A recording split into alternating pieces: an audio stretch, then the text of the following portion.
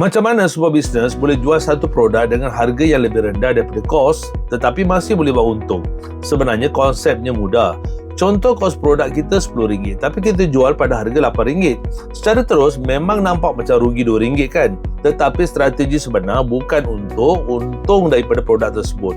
Produk itu mungkin digunakan sebagai customer acquisition strategy untuk menarik pelanggan masuk. Bila pelanggan dah beli, mereka mungkin ambil produk lain, tambah item dalam pembelian ataupun kembali untuk pembelian seterusnya. Jadi yang kita ukur bukan semata-mata keuntungan daripada satu produk. Kita tengok customer lifetime value, iaitu berapa nilai keuntungan yang boleh dijana daripada seorang pelanggan sepanjang tempoh mereka bersama bisnes kita. Sebab tu jual pada harga rendah tak semestinya bermaksud strategi yang salah. Tetapi ada satu syarat penting ya.